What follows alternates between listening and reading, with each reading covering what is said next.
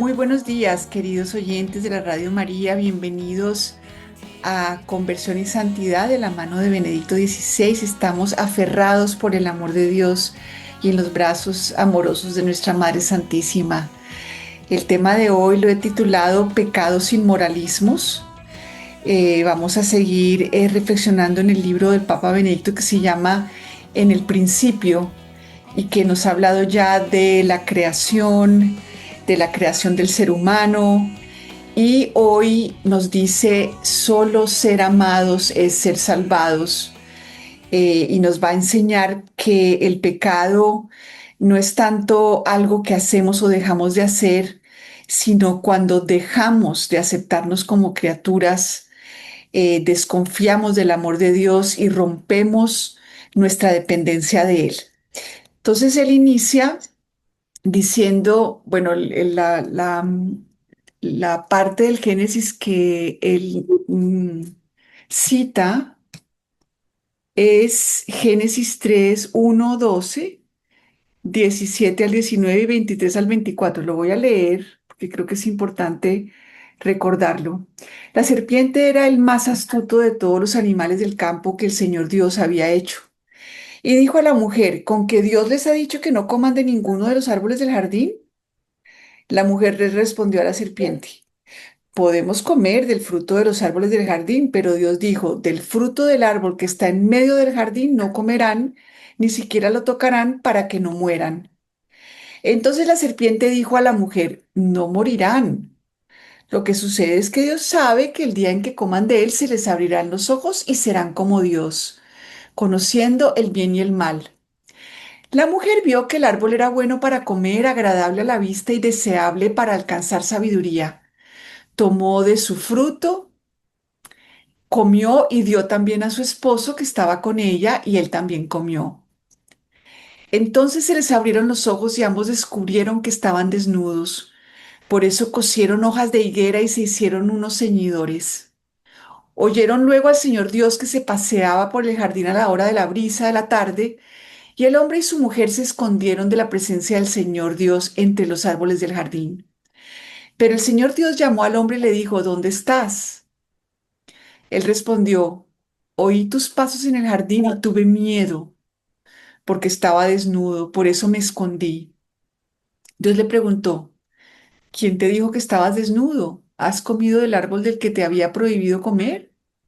El hombre respondió, la mujer que me diste por compañera me dio del fruto del árbol y yo comí.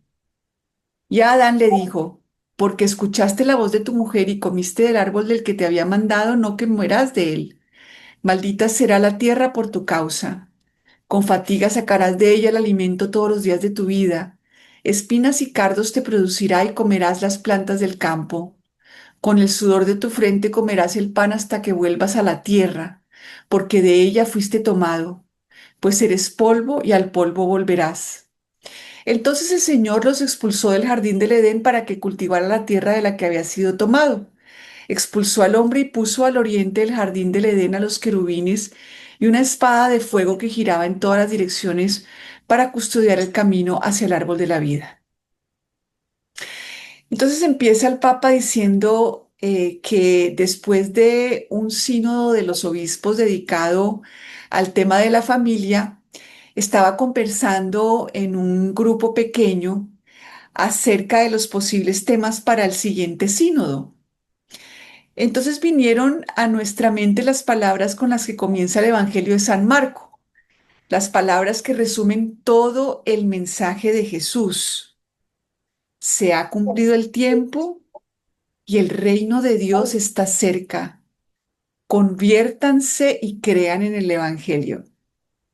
Uno de los obispos reflexionó sobre estas palabras y dijo que tenía la impresión de que hacía ya mucho tiempo habíamos reducido a la mitad el mensaje de Jesús, tal como aquí se resume.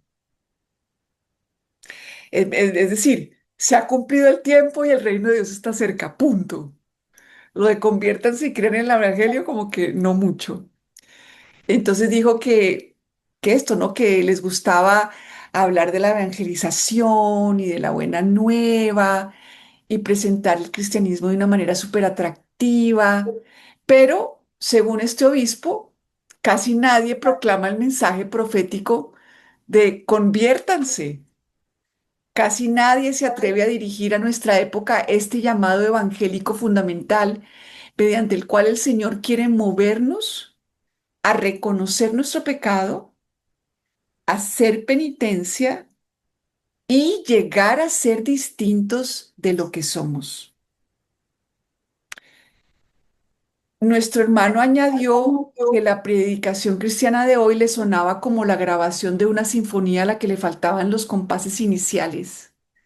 Por ello, toda la sinfonía quedaba incompleta y su desarrollo resultaba incomprensible. Con ello señaló uno de los puntos débiles de nuestra situación espiritual actual. Hoy el pecado se ha convertido casi en todas partes en uno de esos temas de los que no se habla. La educación religiosa, cualquiera que sea su forma, hace todo lo posible por evitarlo. El teatro y el cine lo usan de manera, esta palabra lo usan de manera irónica y como un recurso de entretenimiento. La sociología y la psicología intentan desenmascararlo como una ilusión o como un complejo. Incluso el derecho procura desenvolverse cada vez más en el concepto de culpa y solamente habla de lo que es una conducta normativa y no normativa. Toda la idea de la moral acaba siendo en consecuencia abandonada. Y este desarrollo es lógico si no existe una medida objetiva para el ser humano, una medida que no haya sido inventada por nosotros mismos, sino que proceda de la bondad originaria de la creación.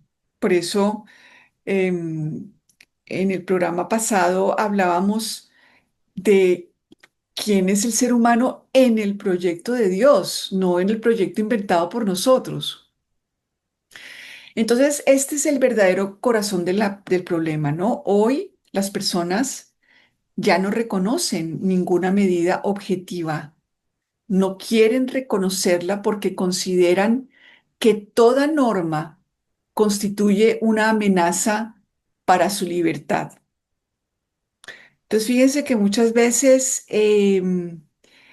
la misma religiosidad se reduce a rezar, a pedir, pero en realidad no a ver, a reconocer realmente nuestro pecado y a colaborar con la redención. Entonces el pecado se ha convertido así en un tema suprimido. Pero aunque se suprima el tema, no por ello deja de ser una realidad. Y aquí el Papa dice, lo que me llama la atención es la agresividad, siempre al acecho y a punto de estallar, que experimentamos abiertamente en nuestra sociedad. Esa disposición latente a rebajar al otro y a culpar a los demás cuando les sobreviene una desgracia, a acusar a la sociedad y a pretender cambiar el mundo mediante la violencia. Me parece que todo esto solo puede entenderse como una expresión de la realidad suprimida de la culpa, una realidad que las personas no quieren reconocer. Pero puesto que esa realidad sigue presente, intentan atacarla o destruirla.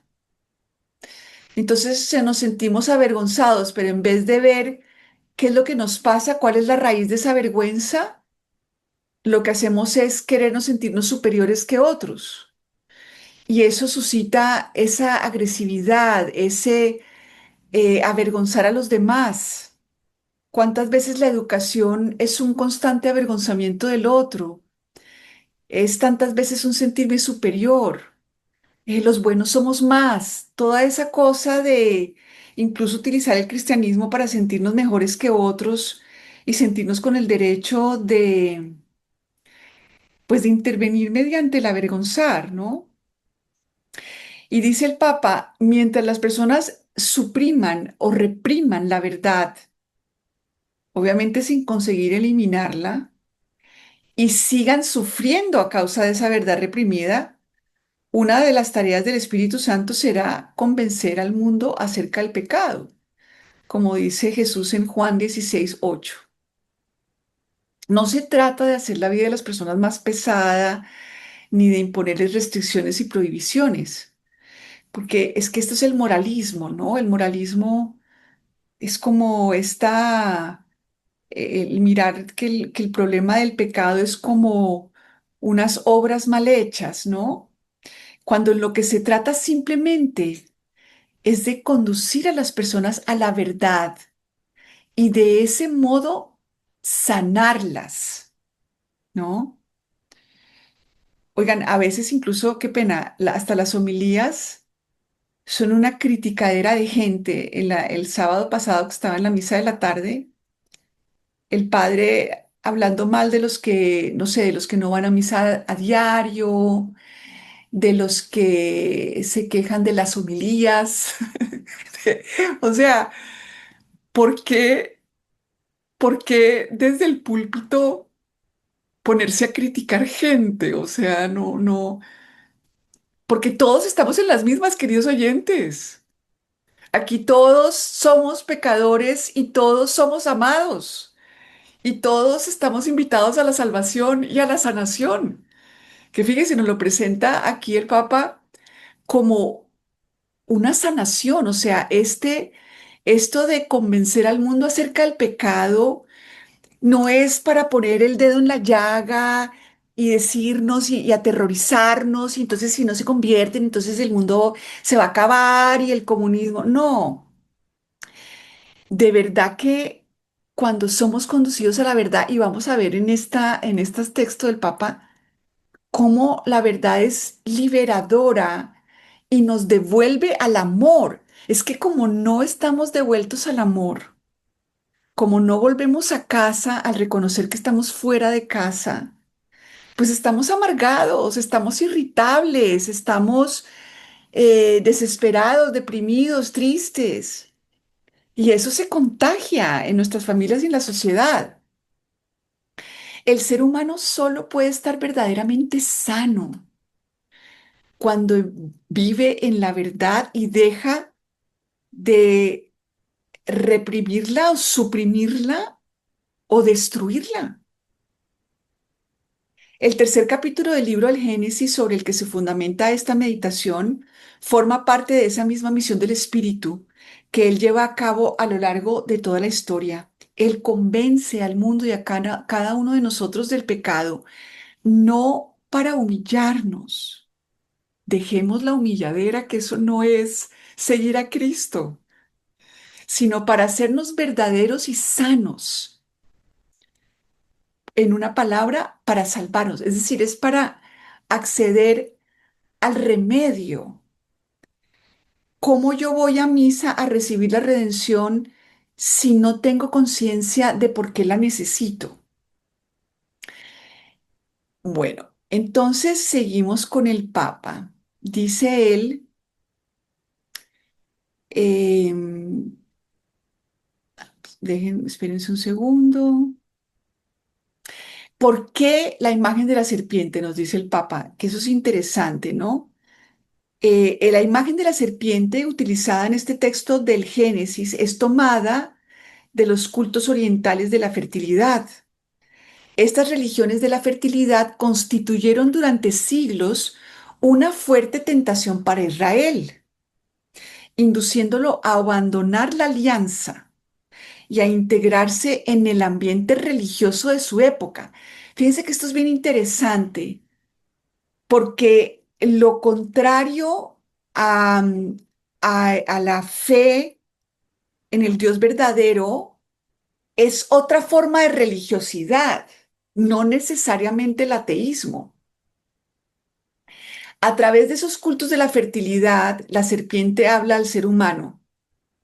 No te aferres a ese Dios lejano que no tiene nada que ofrecerte. Aquí es lo que está aquí, lo que ves. No te aferres a esa alianza que te resulta tan extraña, que te impone tantas restricciones. Sumérgete en la corriente de la vida en su embriaguez y en su éxtasis. Así podrás participar de la realidad de la vida y de su inmortalidad. En el momento en que el relato del paraíso adquirió su forma literaria definitiva, existía un gran peligro de que Israel sucumbiera a los numerosos elementos seductores de estas religiones y de que el Dios de la promesa y de la creación, que parecía tan lejano, desapareciera y fuera olvidado. A la luz de su contexto histórico, tal como lo conocemos por el acontecimiento de la vida del profeta Elías, podemos comprender mucho mejor este texto. La mujer vio que el árbol era bueno para comer, agradable a la vista y deseable para alcanzar sabiduría. En ese contexto religioso, la serpiente era símbolo de aquella sabiduría que gobierna el mundo y de la fertilidad mediante la cual los seres humanos se sumergen en la corriente divina de la vida y por unos instantes se experimentan fundidos con su poder divino. Fíjense cómo esto es tan, se me hace una semejanza con esto del budismo, de el amor como una fuerza impersonal con la cual yo me fundo. ¿M? Y eso está muy de moda en el New Age, en la nueva era, ¿verdad? Y por eso la serpiente era este símbolo de la atracción que estas religiones ejercían sobre Israel, en contraste con el misterio del Dios de la alianza. Teniendo presente, entonces fíjense que podemos, todo lo que despersonaliza a Dios y al ser humano, pues es una tentación de uno lo escucha mucho. No, no hay que ir a misa, hay que cumplir los mandamientos. Fíjate, hay que hacer lo correcto. Ahí se despersonaliza, digamos, el culto, porque ahí está en primera persona el ser humano y sus actos correctos, ¿verdad? Y la gente cree que sigue siendo católica porque cumple los mandamientos, ¿verdad? No porque tiene una relación con este Dios misterioso de la alianza que en nuestro caso, pues ya después del Nuevo Testamento, después de Cristo, pues ya Cristo reveló el rostro de este Dios. Pero entonces fíjense que toda despersonalización es justamente la despersonalización de la religión, se convierte ya en esta tentación, ¿no? Que es muy sutil, porque la persona sigue cumpliendo mandamientos, pero ya no tiene fe. Teniendo presente la tentación de Israel, la Sagrada Escritura presenta la tentación de Adán y en general la naturaleza de la tentación y el pecado en todas las épocas. La tentación no comienza con la negación de Dios, ni con una caída en un ateísmo declarado. Por eso el marxismo es como como que cualquier católico de a pie, pues la capta que no es con el marxismo, ¿me entiendes? Que no es con el comunismo, que no es con el materialismo. Pero la serpiente no niega a Dios. Y vamos a hacer aquí una primera pausa musical y volvemos con este tema de pecado sin moralismo. Bueno, queridos oyentes, seguimos con pecado sin moralismo y decíamos que la tentación no comienza con la negación de Dios, ni con una caída en un ateísmo declarada. La serpiente, de hecho, no niega a Dios. Más bien comienza con una petición de información aparentemente razonable, pero que en realidad encierra una insinuación que provoca al ser humano y lo conduce de la confianza a la desconfianza. ¿Con que Dios les ha dicho que no coman de ninguno de los árboles del jardín? El primer paso no es la negación de Dios, sino la duda acerca de su alianza, acerca de la comunidad de fe, de la oración y de los mandamientos que constituyen el ámbito en el que se vive la alianza con Dios. Parece muy esclarecedor porque poner en duda la alianza, adoptar una actitud de desconfianza, por ejemplo, esta cosa anticlerical, ¿no? esa criticadera a los sacerdotes, a los errores de la iglesia. Pues sí, es que nosotros no estamos en la iglesia porque los sacerdotes sean santos. Estamos en la iglesia porque el santo se manifiesta a través de los sacerdotes y consagra la hostia y el vino y confiesa y perdona los pecados y todos los sacramentos, ¿no? Entonces es siempre como esa actitud de desconfianza y de superioridad, ¿no? Porque es que el anticlerical se cree mejor de alguna manera que los sacerdotes, ¿no? eh, Reclamar libertad y considerar la obediencia a la alianza como una camisa de fuerza que impide disfrutar de las verdaderas promesas de la vida, ¿no? Este, esta cosa como, por eso el moralismo hace tanto daño, por eso me gusta este tema, ¿no? Pecados sin moralismos, porque hay que purificar porque el moralismo surge de esta superioridad, ¿no? De que yo sí cumplo y entonces me voy a dedicar a cumplir y entonces tú no cumples y ven y te digo cómo cumplir, ¿no? Es muy fácil convencer a las personas de que esta alianza no es un don, sino una expresión de la supuesta envidia de Dios hacia el ser humano y de que lo priva de su libertad y de los bienes más valiosos de la vida. Con esta duda, las personas quedan ya encaminadas a construir su propio mundo. En otras palabras, es entonces cuando deciden no aceptar los límites propios de su existencia. Es entonces cuando resuelven no dejarse vincular por los límites impuestos por el bien y el mal o por la moral en general, sino liberarse simplemente ignorándolos. Esta duda sobre la alianza y la invitación que la acompaña a que el ser humano se libere de sus límites ha aparecido bajo diversas formas, ¿verdad? Eh, y a lo largo de la historia y sigue configurando también el panorama de nuestro tiempo, ¿no? Esta cosa de que la iglesia y los mandamientos son algo que nos limita. Díganme si no, a veces esta es aquí se disfraza, ¿no? El maligno para engañarnos, ¿no? Porque Dios quiere participarnos de su bondad, de sus méritos, ¿ya? No nos exige a nosotros que lo cumplamos. Entonces, por medio de la participación, yo tengo acceso a la bondad y a la divinidad del Dios mismo.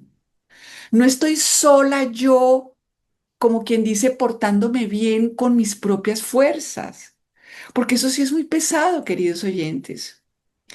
Pero entonces fíjense cómo el Papa Benedicto coincide con algunos autores católicos que ven al anticristo pero vestido de sotana y teólogo, ¿no?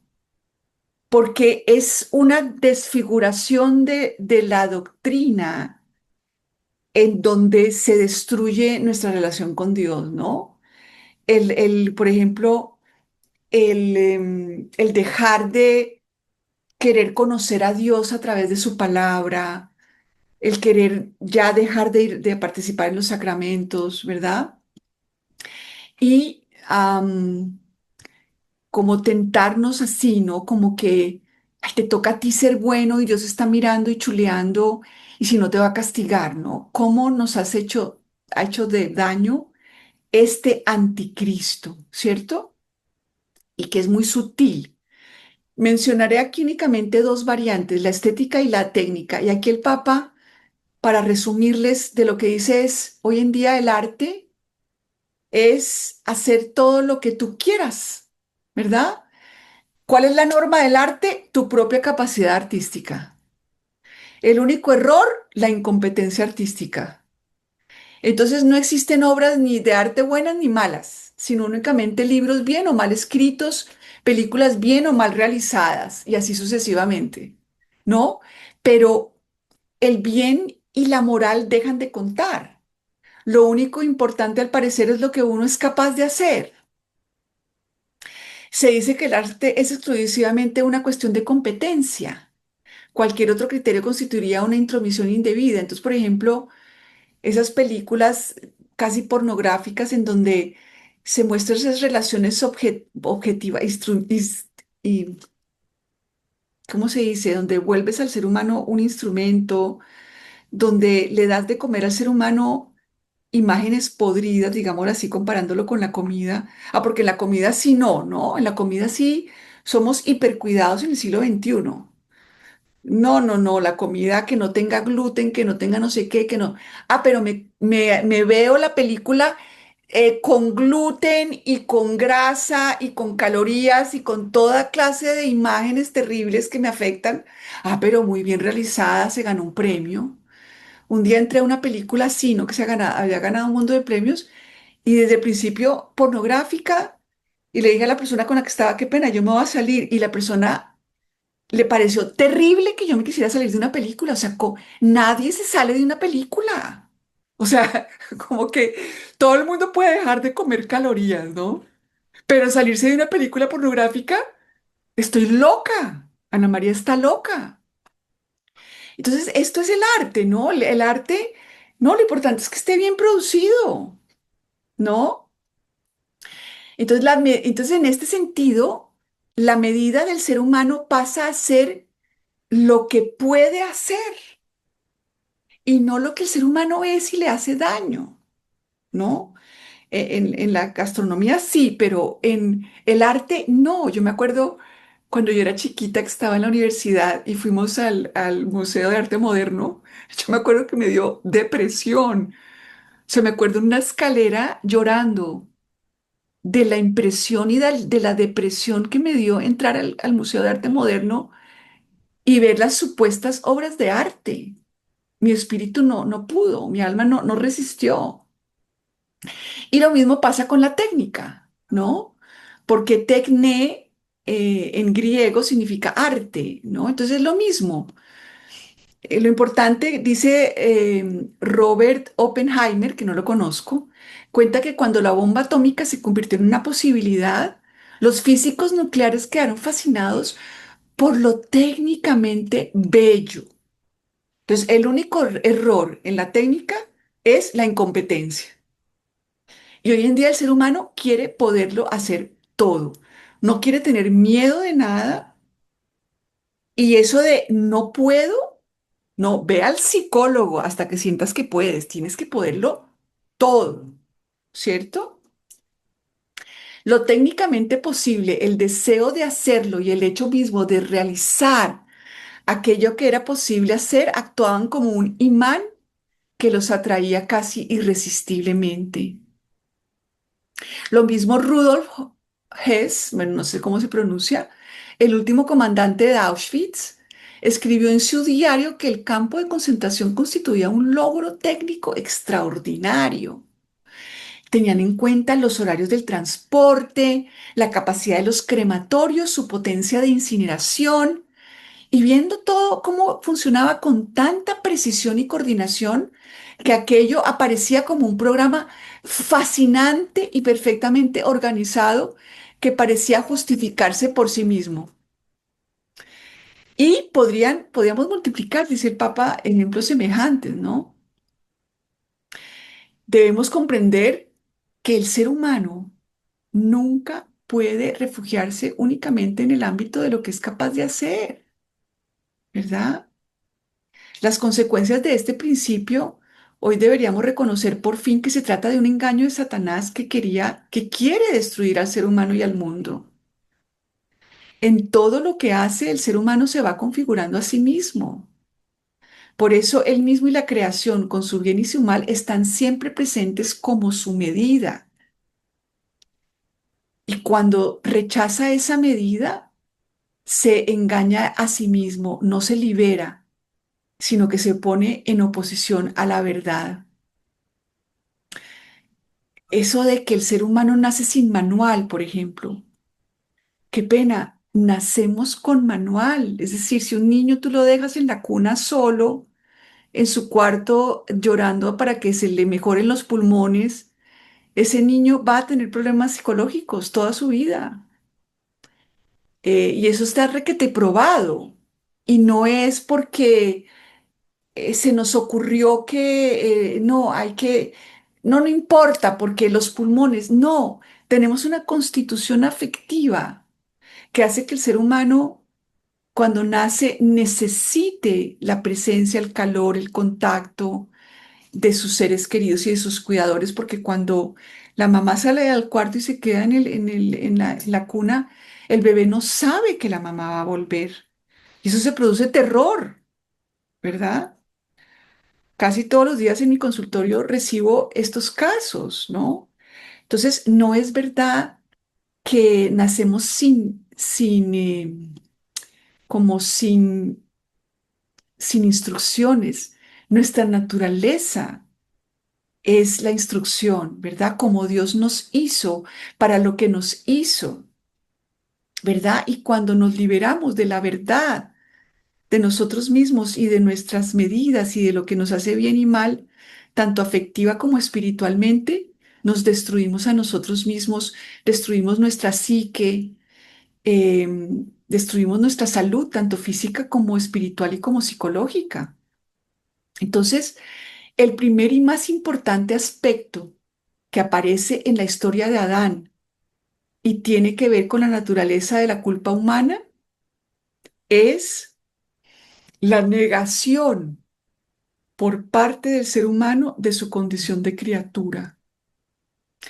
En cuanto se niega a aceptar la medida y los límites que esa condición implica, no quieren ser criaturas. Eso va mucho más allá, queridos oyentes, de cumplir mandamientos, ¿verdad? El cumplir los mandamientos entra dentro de esto, porque los mandamientos es como una declaración de lo que nos hace bien. ¿M? Y es como al yo aceptar mi condición de criatura amada, humana, pues es como la consecuencia son los mandamientos, ¿no? Y fíjense eso, no quieren ser criaturas y no quieren depender de nadie. Consideran que su dependencia del amor creador de Dios es una exposición externa y una esclavitud de la cual hay que liberarse. Y así el ser humano quiere convertirse en el mismo Dios. Pero cuando intenta hacerlo, todo queda trastornado. Se altera su relación consigo mismo y su relación con los demás. Bueno, no voy a alcanzar hoy a quedarnos aquí, pero quiero que miremos esto porque así es. El ser humano del siglo XXI le tiene fobia a sentirse dependiente de los demás, ¿verdad? A que le afecte la falta de amor. Doctora, que no, ¿cómo hago para que no me afecte? ¿Verdad? Eh, y es que nos afecta porque estamos hechos para el amor. Y por eso en las familias tenemos que aprender a tratarnos bien. Y no solo en las familias, en la iglesia. Nos tratamos a las patadas, pero rezamos el rosario. Entonces no queremos ser criaturas, ay, que yo pueda, ay, como que se me quite mi desconfianza en mí misma, que yo pueda confiar totalmente en mí misma, que yo pueda hacerlo todo lo que me proponga, todo lo que me proponga. Ajá, y si Dios no quiere que vayas por ese camino, entonces Dios es el enemigo. Entonces quedémonos con estos y hagamos el verdadero examen de conciencia. ¿Cómo estoy con mis límites? Quiero poderlo todo, quiero ser la supermamá, quiero ser la que cambia a la gente, porque tengo que poder cambiar a la gente, tengo que poder hacer que mi hijo viva bien, que mi hija viva perfecto, que mi esposo tenga sensibilidad y empatía, ¿verdad? Porque yo tengo que poder hacer, yo soy la supermamá, yo soy la superesposa, ¿verdad? Yo soy la supercatólica que tengo que todo el día estar hablando de Dios y estar convirtiendo al cajero y a todo el mundo. Y cómo tengo mi relación con mis límites y con mi dependencia. ¿Cómo es mi relación con depender de Dios, con que no se trata de simplemente llevar a cabo todo lo que yo me propongo y todos mis sueños? Hagamos ese examen de conciencia a ver si empezamos a reconocer el pecado sin moralismos y podemos empezar a sanarnos de esto, de no querer ser criaturas y de no querer depender del amor creador de Dios. Ay, Julio, buenos días. Muy buenos días, Ana María. Reporto sintonía desde el municipio de Joaquín. Qué belleza, ¿cómo está Julio? Ahí vamos, mi Ana María. Vamos con toda la actitud positiva y echado a pesar de las dificultades, pero ahí estoy, de aquí. Qué bueno, Julio, qué bueno. ¿Cómo te ha parecido el programa de hoy? Un programa muy interesante. Eso es lo de los pecados, de inmoralidad. Y él se puede relacionar, obviamente, como había dicho también, eso de las personas que son aferradas tanto, por ejemplo, a la pornografía, eso de las películas de terror, porque uno no dice si esas son reales o con efectos, o yo no sé unas vainas, pero a unos que les produce miedo ver esas películas, no dicen, uy, no, eso es malo, y todo esto, porque a mí me ha pasado hace mucho tiempo cuando yo me iba a confesar ahí en la iglesia de San Juan en Bogotá, y yo le había comentado todas estas cosas, yo había confesado todo eso, lo que acabé de contar, y dice, no, pues, eso es malo, porque no es de Dios, eso no es sagrado, y así, y eso me ha pasado eso. Porque no sé que hay unos pecados que los que son los mortales, que son los que no cumplen los 10 mandamientos de la ley de Dios y todo eso, y ahí está, porque como todos hay que saber los 10 mandamientos, que ahí donde precisamente viene el pecado, y la pecado y inmoralidad, que son algunos relacionados con los mandamientos de la ley de Sí, mi querido Julio, Dios. así es. Y pues todas las adicciones son siempre un intento de salida de nosotros mismos por no soportarnos, ¿no? Por falta de esta sanación a través de la verdad y el amor. Julio, muchas gracias, te mando un abrazo. Voy a recibir a Janet desde Italia. Buenas tardes. Buenas tardes. ¿Cómo Aquí estás, estamos, Janet? faltan 10 para las 7 de la noche. Sí, Gusto saludar. bienvenida, cuéntanos. Bueno, yo la verdad que mi Radio María de Colombia es mi dormir y mi despertar.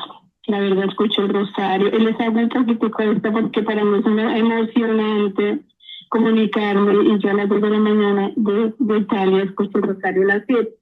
En cuanto al tema, mira, yo pienso que le dio tanto a mi Señor porque en mi Señor está un poco tanto acá que tengo que seguir a agarrar la manito de Mónica María y Jesús porque no tengo, yo vivo en el pueblo y aquí las iglesias solamente las abren los sábados en la tarde. Yo en Colombia tenía misa todos los días, pero no tengo disculpa en eso porque me toca estar asensándome la palabra, de todo, ¿no? Entonces quisiera como que usted algo me diera pauta, es decir, bueno, que haga esto, lo otro. Ya soy señora de edad, pues tengo 65 años. ¿Sí? Sí, Entonces no quiero eso, quiero como usted me va diciendo, yo con mi nieta aquí trato de que mira, no se me suelte la mano de él, porque aquí es muy fácil la juventud descarriarse, como podemos decir en Colombia todavía tenemos muchos principios diciendo que aquí no, pero aquí es muy difícil un poco en Europa. sí. Muchas gracias, me encanta escucharla, su programa me encanta. Ay, tan divina, Janet. Entonces tu pregunta es, quiero entenderla bien.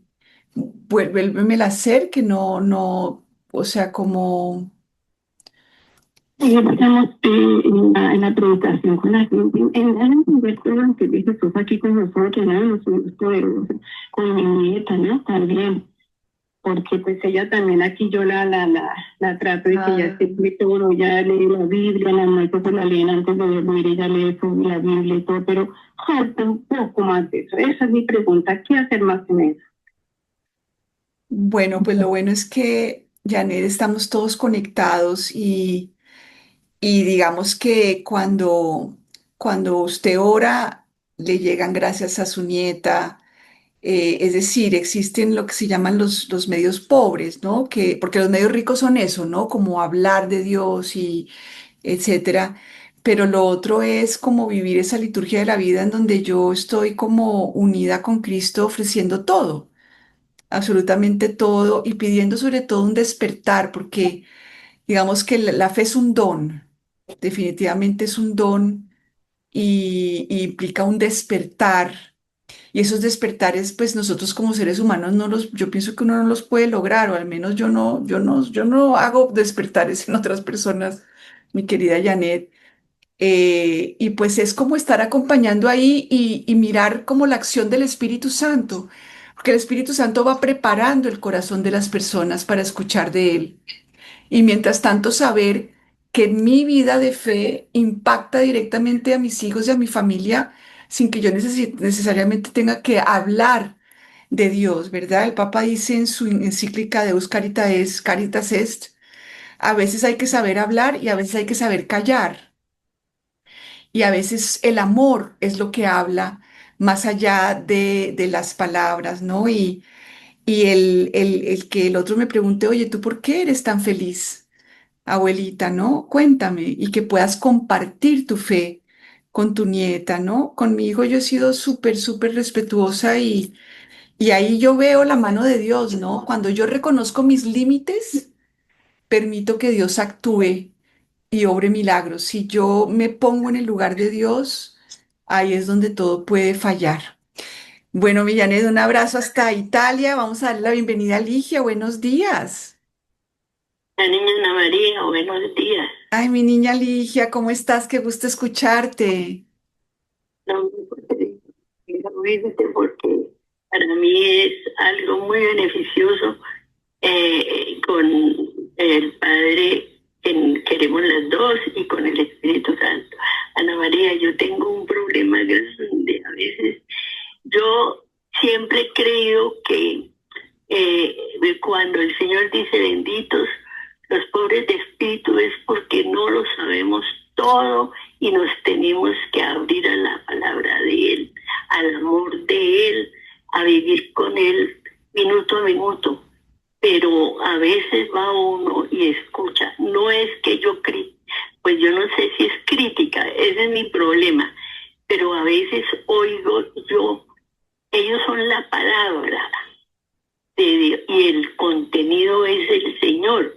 Pero lo que pasa es que a veces uno oye en las Eucaristías, en las homilías, el contenido de ellos y la palabra no. Entonces Sí, nosotros vamos es a donde nos puedan ayudar a crecer espiritualmente, porque dos ciegos si van caminando no se ayudan. Entonces hay una persona que ve, que comprende y nos ayuda a los ciegos. Pero cuando oímos lo mismo, las palabras son ellos, pero el contenido son ellos, entonces el contenido se pierde para mí y eso me da mucha tristeza. Tal vez eso es lo que yo tengo que cambiar. Yo le pido a Dios que me cambie esa parte donde yo sé que todos somos diferentes para Él. Entendemos diferente porque somos mundos diferentes en la mano del Señor. Pero no he podido entender eso. En cambio, pongámosle, hay personas que le dan a uno un seguimiento y uno lo reflexiona y uno no es que lo acepte todo, pero uno se da cuenta que sí está en el camino del Señor y que sí habla de Él y su contenido.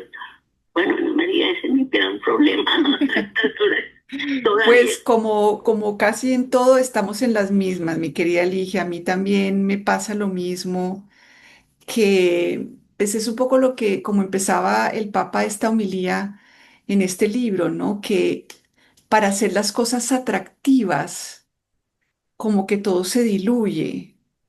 Y eso pasa en la iglesia, ¿verdad? Y yo a veces me pregunto, Dios mío, como que les enseñan en en los seminarios, ¿verdad? Porque sí llama la atención y lo que me da es como mucho dolor. Y en esos momentos, pues ese es uno de de los medios pobres que yo ofrezco, ¿verdad? Porque sí me duele y un poco me molesta, ¿sabes? Porque pues realmente el sermón o las homilías hacen parte de la liturgia porque se trata de dar ese entendimiento desde la palabra de Dios, pero lo importante, Ligia, es que nosotros busquemos las fuentes, ¿no? Que leamos el catecismo de la Iglesia Católica, que leamos que leamos qué, pues las Sagradas Escrituras, pero sobre todo el catecismo, el magisterio, los doctores de la Iglesia, esto que hacemos de estar aquí en Radio María, que es este púlpito tan lindo para el magisterio de la Iglesia, o sea, que no nos quedemos solamente en eso y que también veamos que a veces tenemos nosotros ese hombre viejo que tiene esas tendencias como de a veces sentirse un poco más superior. A mí me pasa, ¿no? Como que en ese momento me siento como mejor que el Padre, ¿no? Y qué lindo verlo porque eso se lo puedo ofrecer a Jesús, porque mi bondad es participar en la bondad de Él, no que de mí salga cosas perfectas, ¿no? Entonces el sentirme humana, el sentirme que el hombre viejo vive en mí con todas esas tendencias, eso para mí es muy bonito porque me muestra mis límites y me muestra que necesito el amor de Dios. Entonces en esos momentos yo lo aprovecho así, ¿no? Digo, ay, qué bueno saber que que tengo en mi hombre viejo que puedo ofrecerle a Jesús por este sacerdote, por todas las personas que están aquí y por mí misma. Señor, ten piedad de mí, no dejes que me aparte de ti, es lo que yo le pido en esos momentos. Pero es bueno tener que tenemos hombre viejo, Ligia. Eso nos baja de las nubes de pensar que somos perfectos. Te mando un abrazo enorme. Ya me dicen que tengo que terminar el programa, así que a todos, de verdad, un abrazo, me encomiendo a sus oraciones y nos vemos en otra oportunidad y quedamos como siempre con María.